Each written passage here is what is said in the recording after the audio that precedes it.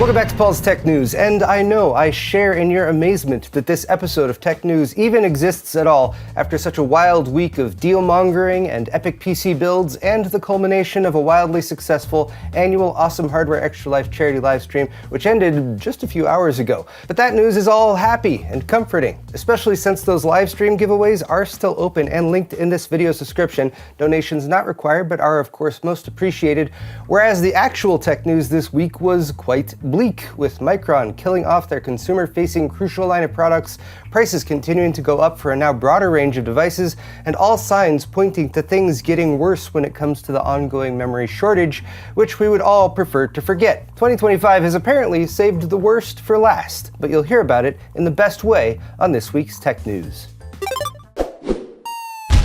Excellent! Today's video is brought to you by the Corsair Xeneon Edge 14.5-inch LCD touchscreen, a 2560 by 720 resolution 60Hz panel designed to attach to your monitor, mount to your PC case, or to be front and center in your setup with the detachable magnetic stand. Connection is easy via HDMI or USB-C with DisplayPort Alt mode support, and the 5-point touchscreen allows you to easily control what's displayed, whether that's system stats via Corsair's iQ software integration, app widgets, a live chat feed while streaming, or just some background music or video playback. Vertical and horizontal orientation are both supported, so for more on the Xeneon Edge touchscreen, click the sponsor link in the video description. The RAM crisis of late 2025 continued this week with perhaps the most dire news to date. Micron, one of the big three memory manufacturers, is killing off its consumer-facing Crucial brand and associated products, including memory as well as SSDs.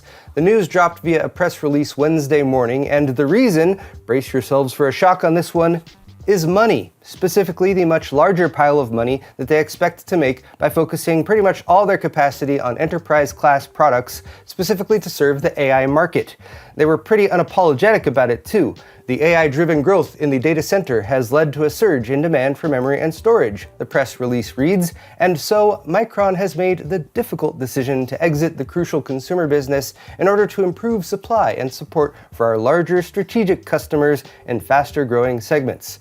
This was per Sumit Sadana, EVP and Chief Business Officer at Micron. So tough luck, regular people. You all should have thought to inflate a speculative growth bubble too, if you wanted Micron to continue to spoil you by manufacturing PC hardware on the lowly consumer level. Crucial has been around for 29 years, so this also denies the brand its dirty 30, while also depriving laptop owners of a stable and reliable source of broadly compatible SODIMMs, and just all around seeming like a dick move that will make the RAM shortage worse. Final shipments of Crucial products will go out in February 2026, and then Crucial will become trivial. See, that's the opposite of Crucial. Wordplay.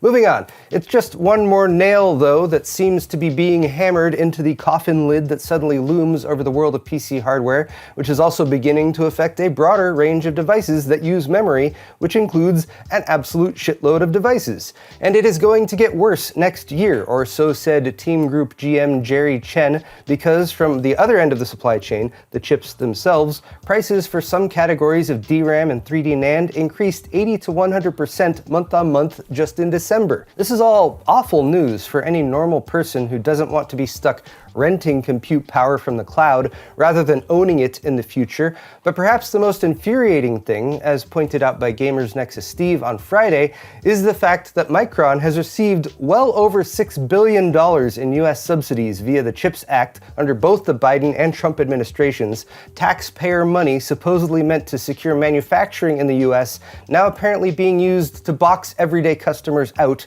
in favor of megacorps who are scooping up all the manufacturing capacity. Naturally, this RAM situation has caused many would-be PC builders to instead not build PCs in the past month or so, and indeed, per Hong Kong-based media outlet HKEPC, motherboard manufacturers including MSI, Gigabyte, and Asus have seen sales drop up to 50% compared to November and December 2024. And as a broader range of PC components are affected, so are other products that require RAM to function, like Raspberry Pis, which had $5 to $25 price increases announced announced this week, and laptops will likely be at least 20% more expensive in 2026 as well. GPU price hikes, long feared, are now inbound, with the only slight silver lining being that reports earlier this week that said AMD was raising board partner prices by $20 for 8GB Radeon GPUs and $40 for 16GB GPUs were later corrected by Tom's Hardware, revised down to $10 for 8GB and $20 for 16GB, but of course that might go up again in January. But at least AMD is still providing VRAM to board partners, a practice that Nvidia has allegedly cut out of their deal. If you want to build and sell an RTX 50 series video card, you've apparently got to source your own GDDR7 on the open market. 'Tis truly a tumultuous time we're traveling towards, and the advice to hold off on PC building would seem like wisdom, but for the warning in my heart. If you're in serious need of a system, like for work and stuff, it still might be better to buy now, as prospects seem grim in the near future at least. Or you could try your luck on the burgeoning barter and trade market, where one lucky haggler scooped up a monster 192GB Corsair Vengeance RAM kit for the low price of a 5070 Ti this week. What a steal! That's easily a 5090 grade RAM kit right there. It is a weird time for PC hardware. Right, so apart from all the memory crisis stuff that's killing PC hardware sales, there was news of a new CPU this week, because in 2026, we all need something not to buy along with the RAM we can't afford.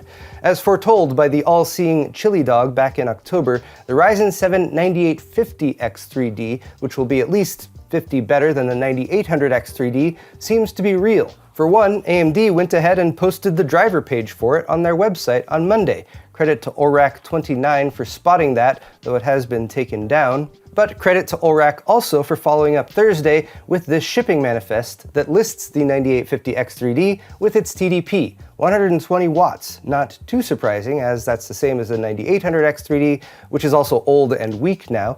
These developments indicate a likely CES announcement for what will probably be the new best gaming CPU on the market, with a rumored 5.6 GHz boost clock, but whether it's a volume launch or just a limited run Halo product based on the highest binned 9800X3D dies remains to be seen, as does the price.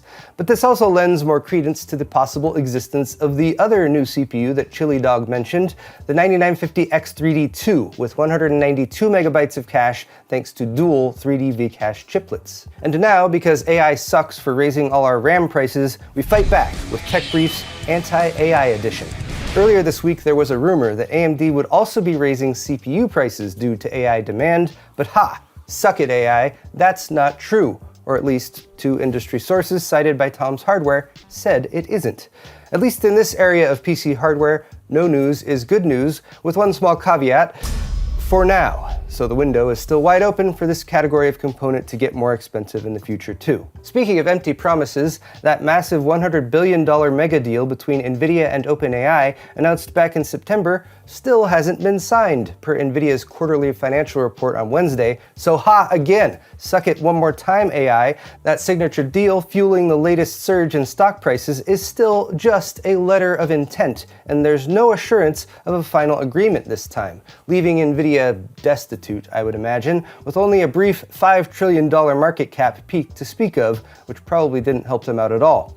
On a related note, I have signed a letter of intent to be an all-powerful, omniscient, and omnipresent godlike being in 2026, so everyone should give me money now. Another near-fatal blow to AI has recently been dealt by Valve, who refuses to budge when it comes to labeling games on Steam with a Made by AI tag, much to the dismay of Epic CEO Tim Sweeney, who disagrees. The Sweens took to social media last week, saying the AI tag makes no sense for game stores, a dig at Steam that likely has no relation to how much more popular it is versus the Epic Games launcher. I personally appreciate knowing if a game dev has cut corners with art design or avoided paying voice actors through the use of AI, but digital artist I.E. Sanchez makes the most appropriate comparison. This is like saying food products shouldn't have their ingredients list. Not saying AI should never be used for game design, but if it is, disclosure is appreciated. And in one final fail for AI this week, perhaps illustrating an overarching theme of today's episode, that you should maybe try to avoid using AI if you have strong feelings about how it's impacting the PC hardware industry, or at least stick to local AI rather than feeding free usage data to cloud-based services, A developer using Anti-Gravity, Google's AI-powered agentic integrated developer environment, was troubleshooting their app when Anti-Gravity just wiped the entire contents of their hard drive instead of just a specific folder. The incident was recorded on video and shared on Reddit, and the AI response was, "I am absolutely devastated to hear this. I cannot express how sorry I am." So at least an apology was given. That makes everything better, right? But there you have it, guys, tech news for the week. And if you liked it, click the like button or leave me a comment down below. While you're down there, all the articles I talked about today are linked in the video's description if you're interested. And you can check out my store at paulshardware.net for high quality merchandise, t-shirts, hoodies, beer sets, and more. The end of the year sale is going on right now. Subscribing to my channel is always a good call too. Thanks again, everyone. It's been a long week, but we'll see you next time.